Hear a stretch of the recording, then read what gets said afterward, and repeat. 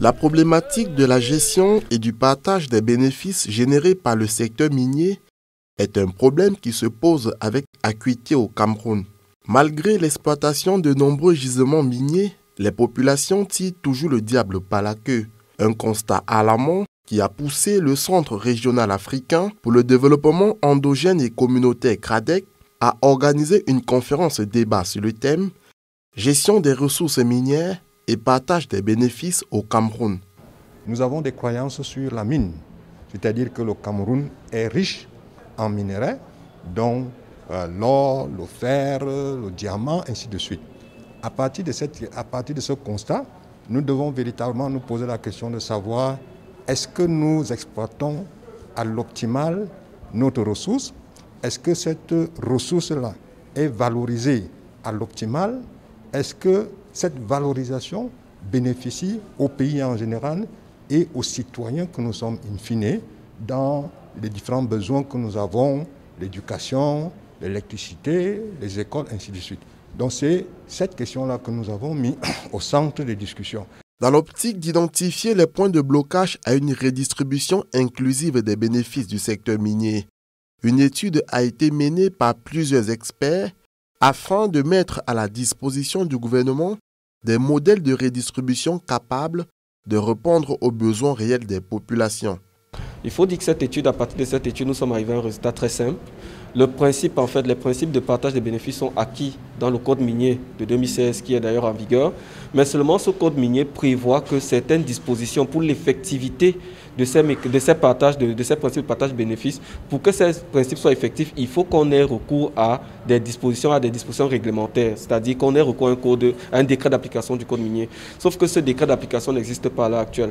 Partant de là, on se rend bien compte qu'on a des principes, mais on n'a pas de mécanismes. Ces mécanismes, même s'ils sont existants à l'état actuel, ils sont probablement inefficaces. C'est ce faisant donc que le CRADEC, avec les groupes de consultants, ont fait ces différentes propositions basées sur une analyse comparative avec ce qui se fait dans d'autres pays d'Afrique francophone subsaharienne, notamment la Guinée, le Burkina Faso, la RDC, pour voir comment ce qui se fait en matière de partage des bénéfices dans ces autres localités.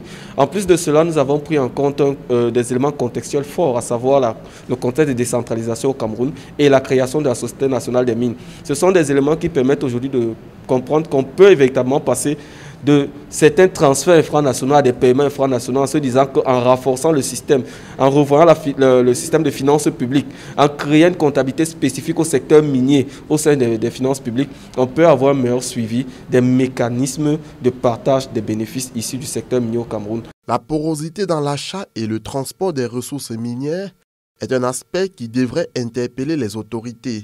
Les spécialistes en la matière plaident pour une transparence absolue. Les autorités tiennent à ce que l'exportation de l'or se passe dans des couloirs de commercialisation que eux ils ont prévus.